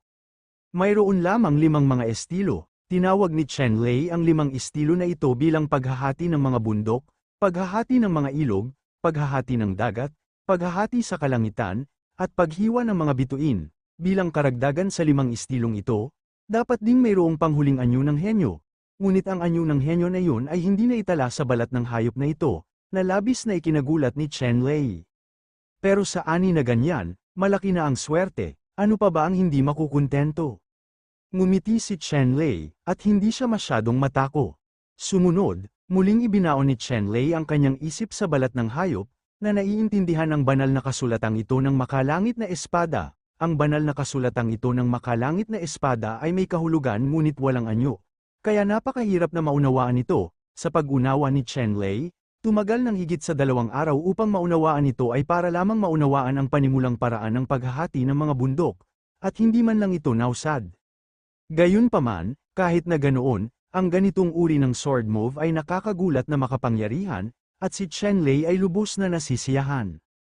Pagkalipas ng 2 araw, lumabas si Chen Lei sa silid at pumunta sa Xuantianzong test site kasama si Elder Nie at iba pa para tanggapin ang pagsusulit. Sa oras na ito, nag-set up si Zuan Tianzong ng isang lugar para mag-recruit ng mga apprentice, at ang lugar ay masikip na, at hindi mabilang na mga kabataang disipulo ang dumating upang pumila ng maaga. Si Chen Lei at ang iba ay dumating ng mas maaga, ngunit ang kanilang ranggo ay napakalayo din. Hindi nagtagal, nagsimula ang entrance exam ni Zuan Tianzong, paglinang upang maabot ang ikalimang antas ng katwiran. Ang mga teenager na wala pang 18 taong gulang ay maaaring kumuha ng pagsusulit, at pagkatapos ng round na ito ng mga pagsusulit, mahigit 3,000 na mga teenager ang nakapasa sa pagsusulit. Ang round ng pagsubok na ito ay ginawa ng napakabilis. Pagkatapos ng unang antas ng pagsubok, ang mga nakapasa sa pagsubok ay nakatanggap ng isang token na kumakatawan sa kanilang pagkakakilanlan, at pagkatapos ay dinala sila sa halimaw na hayop sa likod ng bundok ng Broken Mountain City, sa kagubatan. Sa ikalawang antas, ang bawat isa sa inyo ay umaasa sa inyong sariling lakas upang manghuli ng mga tier 1 na halimaw at kumuha ng mga halimaw na table task. Kung mas mataas ang ranggo, mas malaki ang pagkakataon. Sa pagkakataong ito ay mayroon lamang 200 kota. Ang nakatatandang Zuan Tianzong na responsable sa pagkuha ng mga disipulo ay nagbigay ng payo sa lahat ng mga disipulo, ikinaway ang kanyang kamay, at inutusan silang pumasok sa kagubatan ng mga halimaw at mga hayop. Sa 3,000 tao, 200 tao lamang ang napili. Ang mga disipulo na nakapasa sa unang antas ng pagtatasa ay lahat ay may pakiramdam ng krisis, ngunit hindi ito sapat upang manghuli ng mga halimaw na hayop, at ang ranggo ng mga halimaw na hayop ay hindi maaaring masyadong mababa, kung hindi, walang pagkakataong makapasok sa nangungunang 200. Ito ay talagang masamang pagsubok. Ang ibang mga tao ay napakaingat sa pagsusulit na ito, ngunit si Chen Lei ay walang pakialam, masyadong pediatric ang naturang pagsusulit para sa kanya. Pumasok siya sa Monster Beast Forest sa isang nakaka-relax na paraan, patungo sa Monster Beast Forest, palalimin mo. Sa labas ng Monster Beast Forest, kakaunti lang ang mababang antas na Monster Beast, at wala man lang monster pills na nakondense. Ang pangangaso sa gayong mga halimaw na hayop ay walang silbi. Maaari ka lamang makapasok sa Monster Beast Forest at hanapin ang dalawang ito na ang mga halimaw lamang na nasa itaas ng ranggo ang makakatiyak na mananalo sa naturang pagsubok.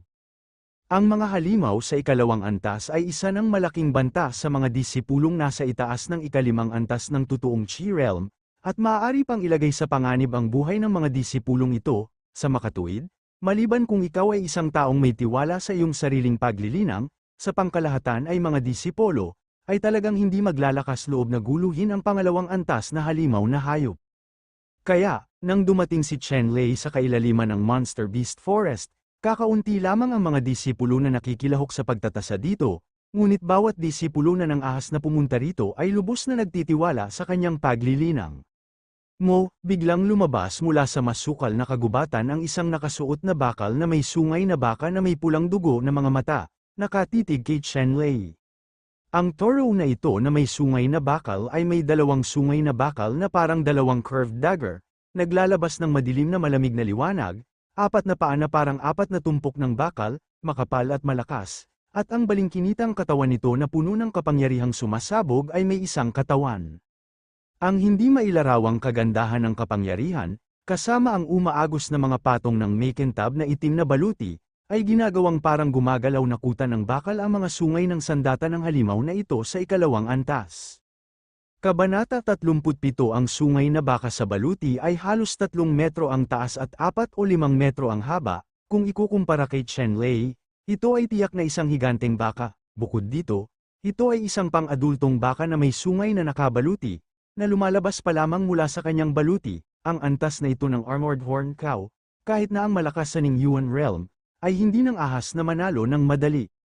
Namumula ang mga mata nitong nakabaluti na may sungay na toro, na parang nairita. Matapos makita si Chen Lei, umungol siya, nahulog ang malaking ulo ng toro, at ang 2 hubog na sungay na bakal ay biglang tumusok pasulong na parang 2 hawakan. Ang espada ay tumama kay Chen Lei na may malaking tunog sa hangin.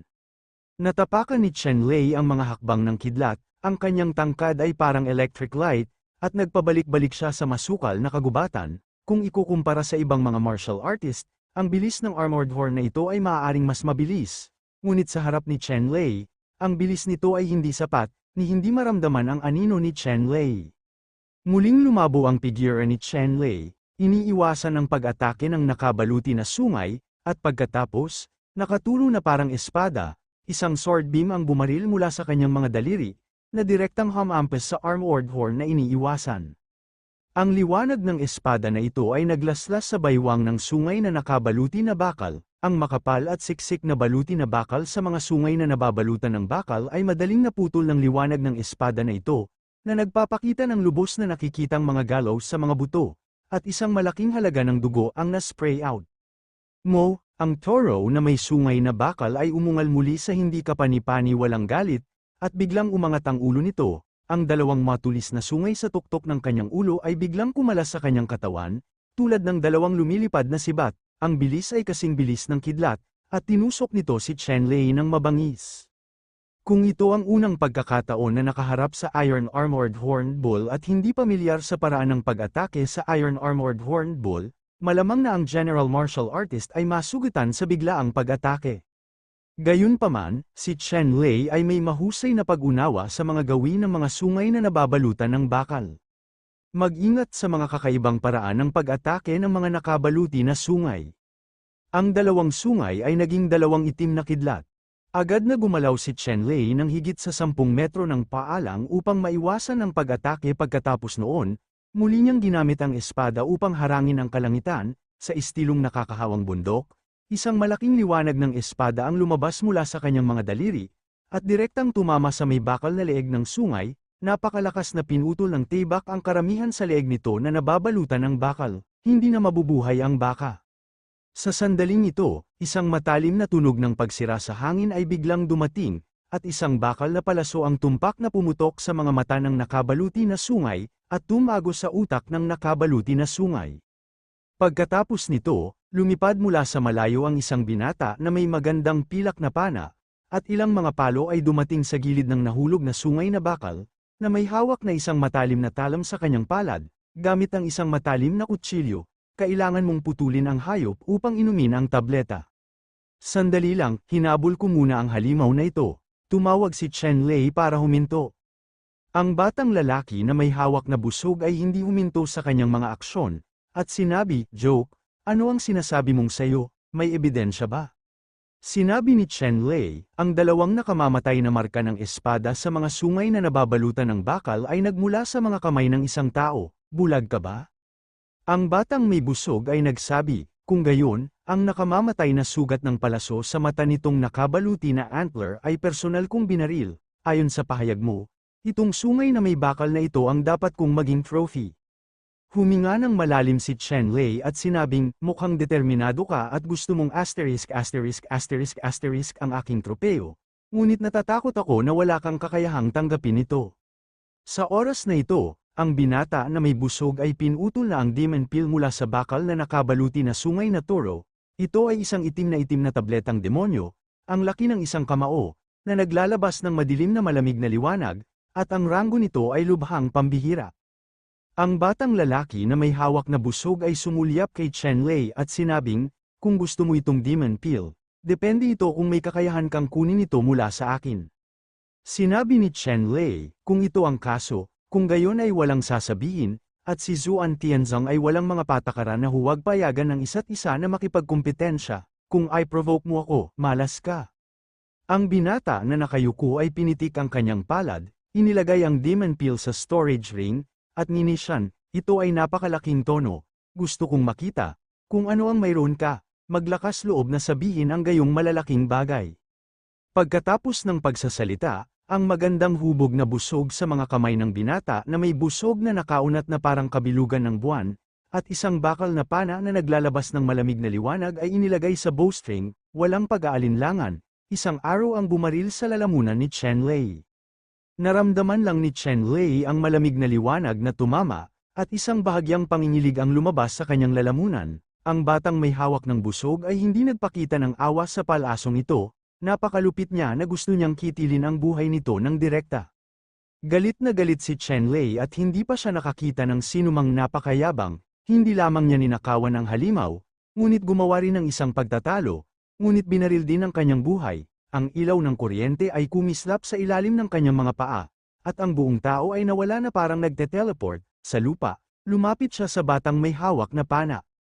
Ang binata na may nakangiting busog ay nginisyan, at ang pilak na busog sa kanyang kamay ay naglabas ng malamig na mga sinag tulad ng mga ulap at umaagos na tubig, at ang mga palaso ay nakatutok sa mga mahalagang punto ni Chen Lei, na pinipigilan siyang makalapit. Ang binata na may busog ay malinaw na pinagkadalubhasaan ng isang nakakatakot na pamamaraan ng archery, at ang pilak na hubog na busog sa kanyang kamay ay isa ring pambihirang kayamanan. Ito ay napakalakas, at ang mga bakal na arrow ay gumawa ng tunog ng pagsira sa hangin, paalang sa hangin, na bumubuo ng isang makapal na arrow net, sinusubukang isil ang daan ni Chen Lei. Ang katawan ni Chen Lei ay hindi nakikita at ilusyon, at palagi niyang iniiwasan ang nakamamatay na mga arrow na bakal sa mga kritikal na sandali. Ang mga bakal na palaso ay pumutok sa mga bato sa kagubatan, na gumagawa ng isang matalim na tunog tulad ng malakas na ulan, lumulubog sa mga malalaking bato, naglalabas ng hindi mabilang na mga kislap, at pinutol ang mga bato, napakalakas.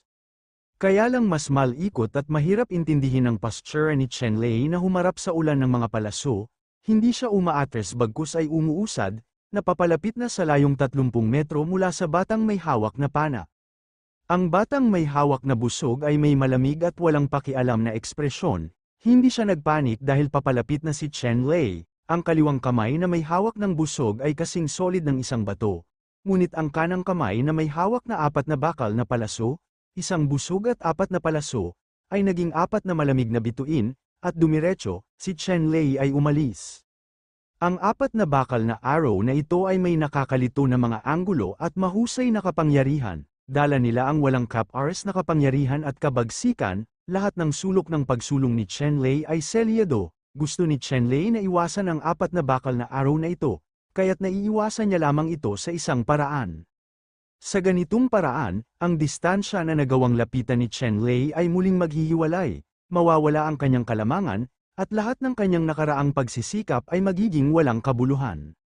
Sa pagharap sa 4 na bakal na pana, hindi umatras at umiwas si Chen Lei gaya ng inaasahan ng batang may busog, sa halip, iniunat niya ang kanyang palad at hinampas siya ng 4 na bakal na pana na parang kidlat, ang putok ay nawala, at pagkatapos, tulad ng isang isda, siya ay lumabas mula sa pagitan ng 4 na bakal na palaso at tumayo sa harap ng bata.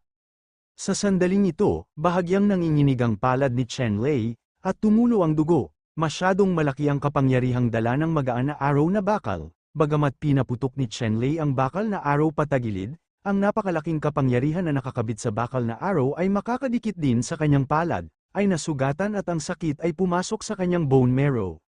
Habang papalapit siya sa batang may hawak na busog, hindi binigyan ni Chen Lei ng pagkakataon ang batang may hawak ng busog, at ginamit niya ang istilong paghahati bundok sa Heavenly Pang Sword Scripture, at isang malaking liwanag ng espada ang tumama patungo sa batang may hawak na busog na yun, Arco. Kabanata 38. Ang batang lalaki na nakayuko ay hindi na manatiling kalmado at kalmado, ang kanyang mukha ay nagbago ng husto, at siya ay tumalikod at tumakbo palayo. Gayunpaman, paano maihahambing ang kanyang bilis kay Chen Lei, ang liwanag ng espada na iyon ay direktang tumama sa binata na may arko. Sa binata na may busog, isang nakasisilaw na liwanag ang bumungad mula sa isang piraso ng pilak na baluti, na pinapalitan ang kapangyarihan ng liwanag ng espada na ito. Muling iwinagayway ni Chen Lei ang kanyang daliri at nagpaputok ng ilang matutulis na sword lights. Ang nakapangingilabot na layunin ng espada na nakapaloob sa mga sword light na ito ay naging dahilan upang ang bow-bearing teenager ay hindi magkaroon ng kahit kititing na pagnanais na lumaban. Ang nakabow-bearing teenager ay may pakiramdam na nahuli ng sword light ni Chen Lei. Sa paglaslas muli, maaaring hindi siya maprotektahan ng silver light armor sa kanyang katawan. Nang makita ang liwanag ng espada na papalapit sa katawan, ang pilak na pana sa kamay ng binata na may busog ay tumama sa pilak na busog, at nalabanan ang liwanag ng espada. Gayunpaman, hindi na ito napigilan ng ikatlong liwanag ng espada, at muli itong tumama sa kanya, katawan. Sa pagkakataong ito, ang silver light sa silver light armor ay mabilis na lumabo, pagkatapos, lumitaw ang malabuhok na mga bitak sa Silverlight armor, sakit lang ang naramdaman ng batang nakayuko, ang Swordlight na ito matapos masira ang Silverlight ng armor, nagdulot ng pinsala sa kanyang katawan. Lalong nataranta ang batang may hawak ng pana, hindi niya inaasahan na ganoon kalakas si Chen Lei. Akala niya noon ay malambot na persimmon, ngunit hindi niya akalain na sisipain niya ang isang malaking bakal na plato. Hinabol siya ni Chen Lei, na may matalim na pagsipol ng liwanag ng espada sa kanyang kamay. Hinampas niya ang binata gamit ang isang arko na tumatakbong parang kuneho sa kanyang harapan. Hoy, sa mahinang tunog, isang bola ng dugo ang sumabog mula sa mga paa ng binata sa isang arko, at ang espada ni Chen Lei ay naputol sa kanyang paanan, kung hindi dahil sa kanyang mga binti, tiyak na maaalis ng espadang ito ang isa niyang paa. Sa kabila ng pagharang ng Legang's treasure, may injury pa rin sa binti ang binatilyong nakabaw, bumagal siya at nasalo ni Chen Lei, napahawak ang palad sa puso, biglang samuka ng dugo ang binatang nakayuko at lumipad palabas. Tito Kun, iligtas mo ako, ang binata na may busog ay nagluwa ng isang subo ng dugo sa hangin, nagpanik sa kanyang puso, dahil naramdaman niya ang isang malakas na layunin ng pagpatay mula kay Chen Lei, alam niya na hanggat may pagkakataon siya, tiyak na maglalakas loob si Chen Lei na patayin siya. Kaya naman, habang nasa ere siya, humingi ng tulong ang binatang nakayuko, siya ang young master ng pamilya Yi, at ang kanyang katayuan ay napakarangal. Kahit na lumahok siya sa pagsusuri ng mga disipulo ng Xuanshan School, lihim siyang protektado ng mga clan master. Isang malaking hangin ng palad ang biglang lumitaw mula sa manipis na hangin at tinapak si Chen Lei ng marahas. Mayroong malakas na masamang espiritu sa napakalaking hangin ng palad na ito, at ang taong bumaril patungo dito ay halatang isang masamang espiritong powerhouse. Dinurog ni Chen Lei ang kanyang kidlat na mga hakbang at mabilis na umatras. Gayunpaman, hinihimas pa rin siya ng nakakatakot na hangin ng palad, at isang malaking puwersa ang nagmula rito, na naging dahilan para saktan niya ang kanyang mga laman loob at samuka ng dugo. Sa kabutihang palad, isinuot ko ang ginintoang sutla na malambot na baluti ng Emperor Silkworm na ang pagtatanim ay naibalik, kung hindi, sa ilalim ng palad na ito, natatakot akong papatayin ako nito. Lihim na natuwa si Chen Lei dahil nakakakilabot ang matandang bumaril sa kanya kanina. Isa siyang master na umabot sa ika-4 na antas ng kaharian ng masamang espiritu. Pagbaril niya, umaatake pa siya, kahit na medyo mabilis ang reaksyon niya.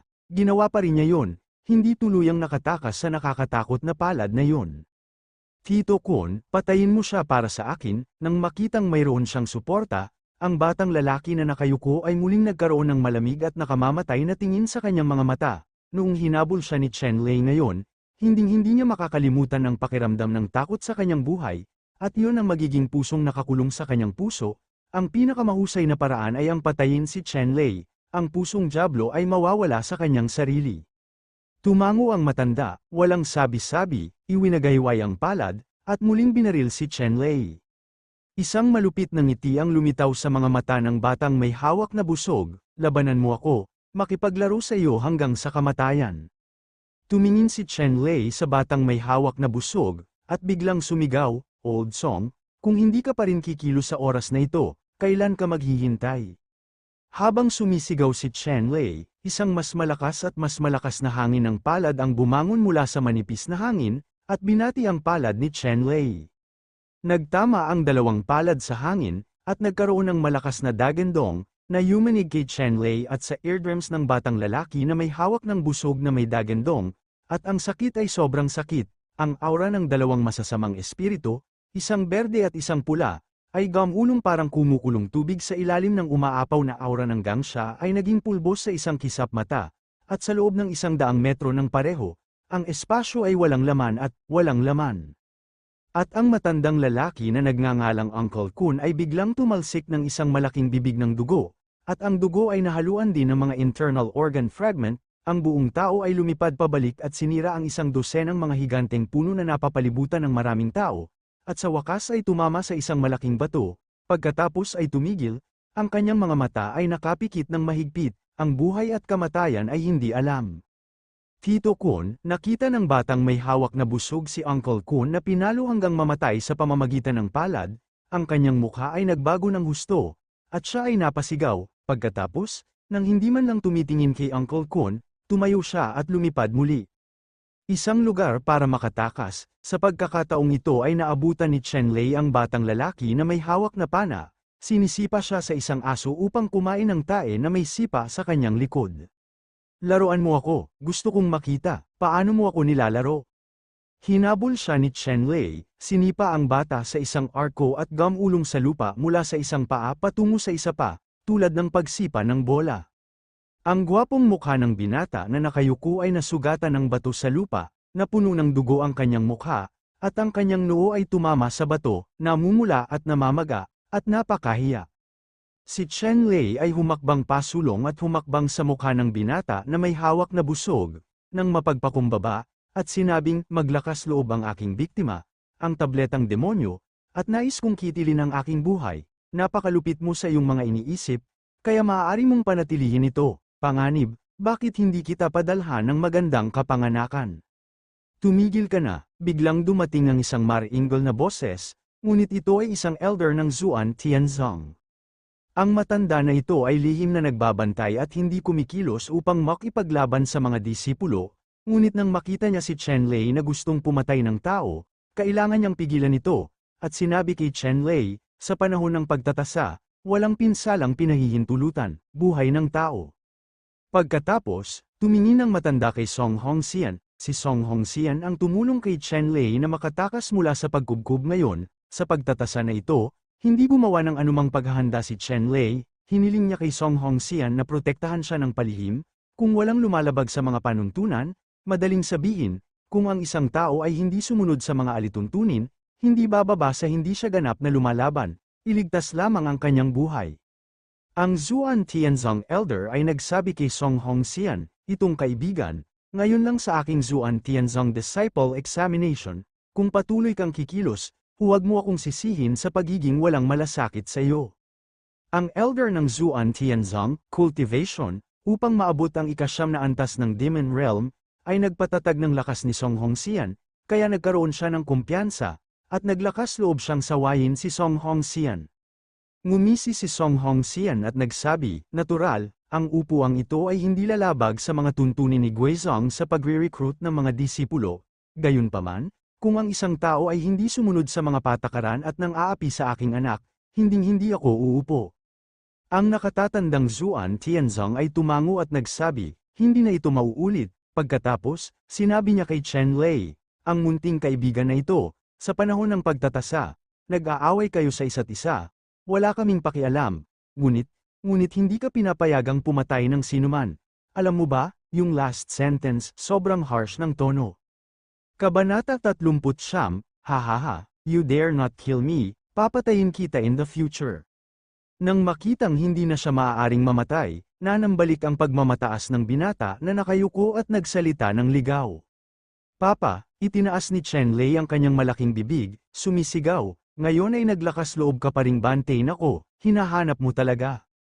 Ang binata na may busog ay pinangalanang Yizon, alam ng young master ng pamilya Yi na hindi siya maaaring mamatay. Kahit na parang baboy si Chenlei, hindi pa rin siya sumuko, may malamig na ekspresyon sa mukha niya, mga mata, parang lobo, at sinabi niya sa kanyang bibig, lumaban ka, kung gaano ka kahirap lumaban ngayon, mas malamig ang iyong paghihiganti sa hinaharap, lumaban ka, basta hindi ako mamatay ngayon, maghihiganti ako, sa hinaharap. Nang marinig ito ni Chenlei, ito ay isang malakas na hinga, ngunit kahit na si Yizon ay natigilan sa kanyang pambubugbog, hindi siya sumuko, ang kanyang mga mata ay palaging puno ng puot, at tumingin siya kay Chenlei nang walang pakialam. Alam ni Chenlei na may nakilala siyang malupit na tao, itong Yizhan ay may malupit na ugali, walang masama sa pagiging malupit sa kapwa, ang lupit talaga maging malupit sa sarili, at si Yizhan ay walang alinlangan na isang tunay na malupit na tao, kung hindi maalis ang taong ito, tiyak na magiging kaaway niya ito sa hinaharap. Ayon sa karakter ni Chenlei, saan niya bibigyan ng panahon si Yizon na lumaki? Sinampal niya si Yizon hanggang sa mamatay ng sampal kaninang umaga, ngunit sa panunood dito ng nakatatandang Zuan Tianzong, imposibleng mapatay niya ito. Kahit kung ang hit Yizon ay isang insulto lamang sa kanya, imposibleng gumawa ng aksyon upang alisin si Yizon, at hindi ito papayagan ng mga matatanda ng Zuan Tianzong. HMPH, sa susunod na mahulog ako sa kamay ko, papatayin na kita.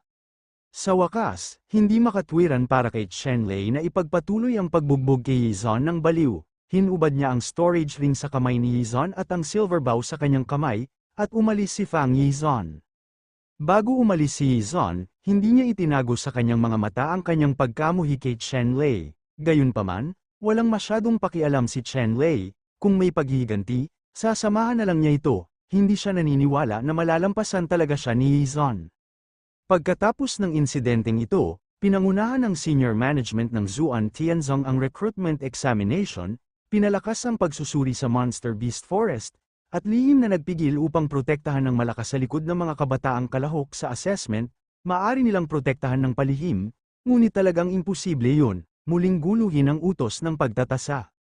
Nakuha ni Chenlei ang Demon Peel kasama ang Iron Armored Horned Bull, na kumpleto niya ang ikalawang antas ng pagtatasa ng Zuan Tianzong. Ang kalidad ng Ironclad Horned Bull Demon Peel na ito ay tiyak na mairaranggo sa pinakamataas na 200 kaya hindi naisip na manatili sa Monster Beast Forest, at umalis siya sa Monster Beast Forest. Pagkaalis ni Chenlei sa Monster Beast Forest, ibinigay niya ang Monster Beast sa disipulo ni Zuan Tianzong na namamahala sa pagpaparehistro, pagkatapos ay alam niya na ang pagsusuri ng mga resulta ng pagtatasa na ito ay hindi lamang dapat tumingin sa kalidad ng halimaw na hayop, ngunit tingnan din ito, maaga o huli, mas mabilis, mas maraming puntos ang idinaragdag. Ibinigay ni Chenlei ang Monster Beast Danhao at nalaman na hindi siya ang unang taong lumabas sa Monster Beast Forest, mas nauna sa kanya ang 5 o 6 na kabataan, ang pagtatasa sa oras na ito ay tiyak.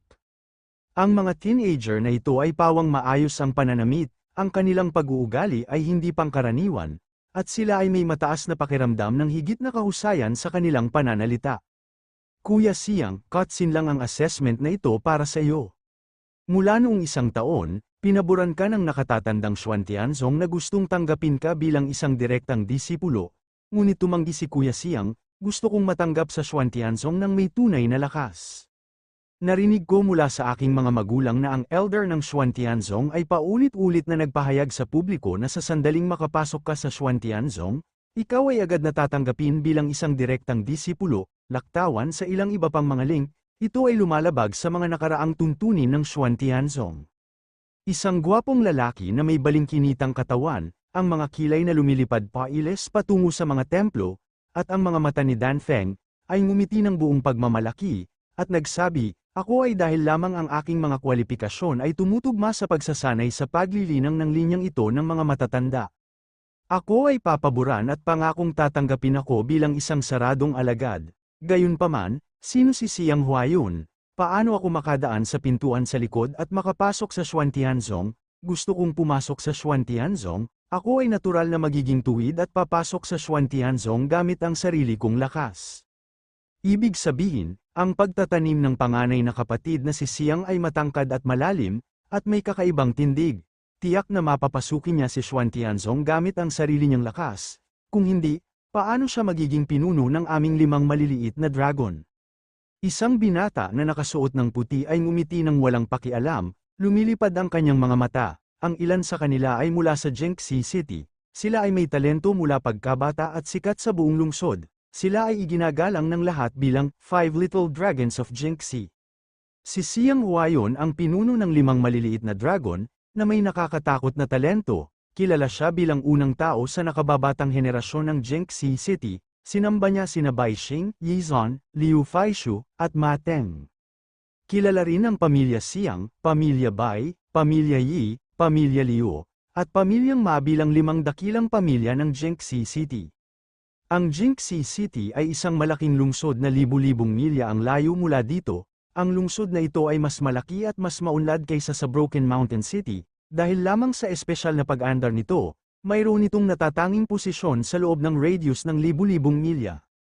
Ang tunay na lakas ng 5 malalaking pamilya sa Jinxi City ay hindi maihahambing sa 5 malalaking pamilya sa malalayong lungsod tulad ng Qingyang City.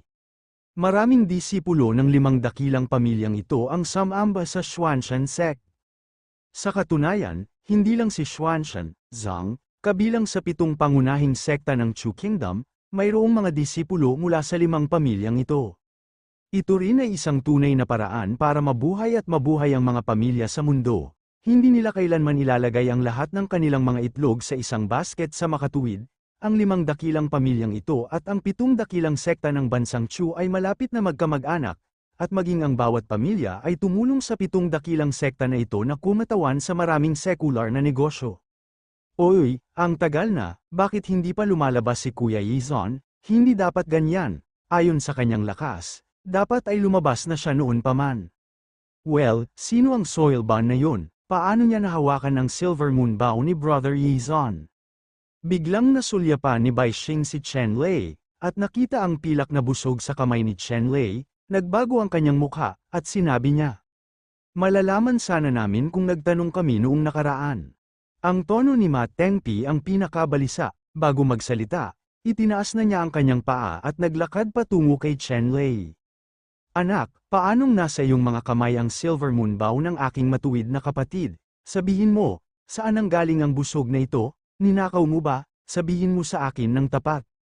Lumapit si Ma Teng kay Chen Lei, tumingin kay Chen Lei na parang magnanakaw, at sumigaw ng malakas. Sinulyapan ni Chen Lei ang 4 na taong lumapit sa mga masasamang tao, itinaas ang silver moon bow sa kanyang kamay, at bahagyang hinamak, kailangan ko bang nakawin ito? Ang busog na ito ang aking tropeyo. Nakawan, nang marinig ito ni na Xiang Huayon, Bai Xing, Liu Faishu, at Ma Teng, biglang nagbago ang kanilang mga ekspresyon, at sabay-sabay silang nagtanong, paano mo tinatreto ang aking kapatid na Yi? Ano ang magagawa ko? Hindi sapat ang bata, pero napakasama ng puso, gusto niyang agawin ang biktima ko. Siyempre, tinuruan ako ng leksyon, ang silver moon bow at storage ring na ito ay itinuring niyang nakakasakit, presyo. Pagkatapos magsalita, itinaas din ni Chen Lei ang storage ring sa kanyang kamay. Nakilala ni na Xiang Huayon, Bai Xing, Liu Faishu, at Ma Teng ang storage ring sa kamay ni Chen Lei sa isang sulyap. Ito ang storage ring na karaniwang isinusuot ni Yizon. Ang singsing sa imbakan na ito ay hindi isang ordinaryong produkto, ngunit isang master craftsman, mahusay na ginawa at napakahalaga. Anak, ang lakas ng loob mong ay bully ang kuya ko. Ngayon, dapat turuan ka ni Ma Teng ng leksyon. Nakita ni Ma Teng na ang storage ring at silver moon bow sa kamay ni Yizon ay nasa kamay ni Chen Lei. Kabanata 4 na ginalaw ni Ma Teng ang kanyang mga palad.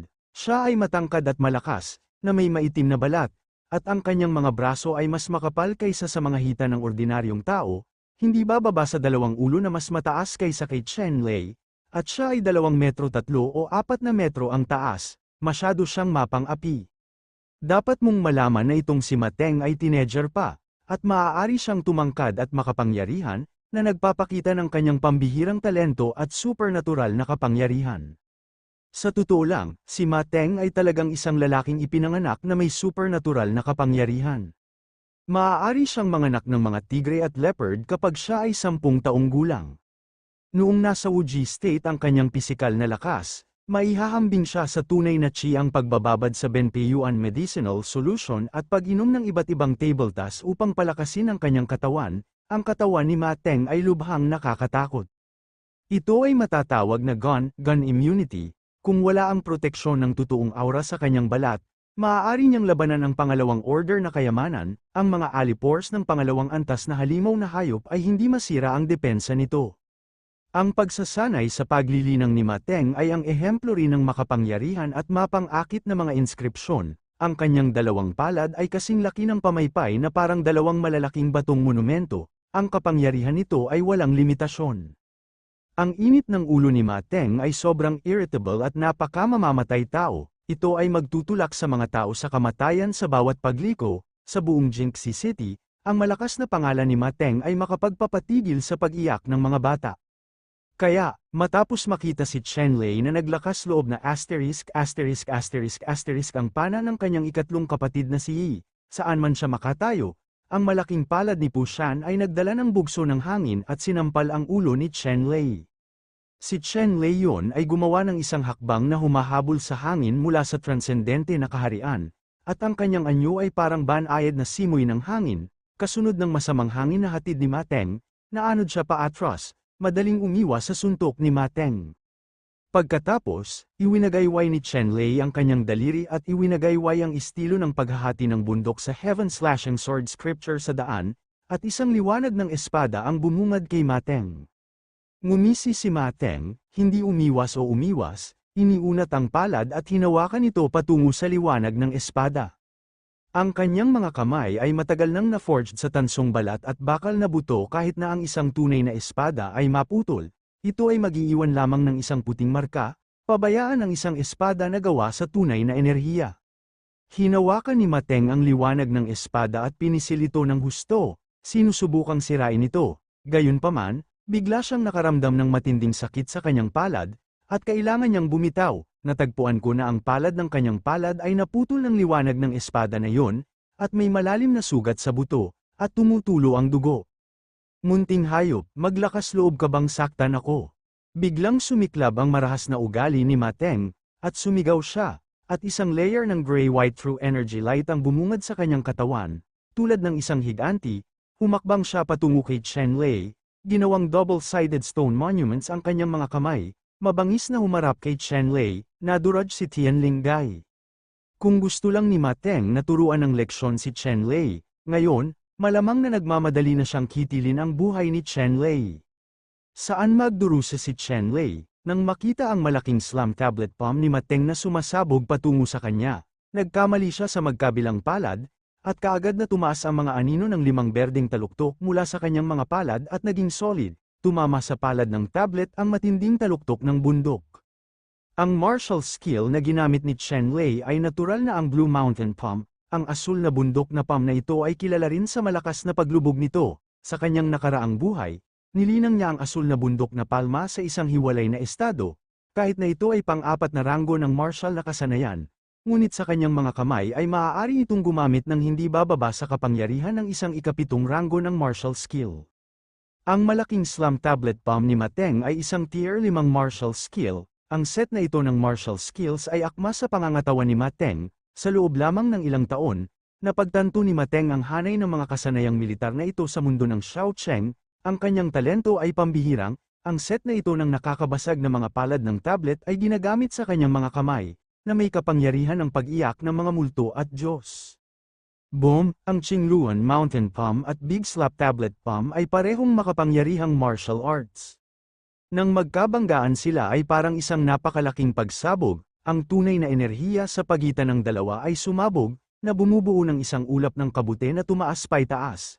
Kasabay nito, ang maaliwalas na kalangitan ay nagmistulang kulog, na nagpantang sa pandinig ng lahat. May 2 batang disipulo na kalalabas lang sa Beast Forest at ibibigay na ang tabletang demonyo. Agad silang napatumba sa gulat, sa lupa, hindi ako makabangon ng mahabang panahon.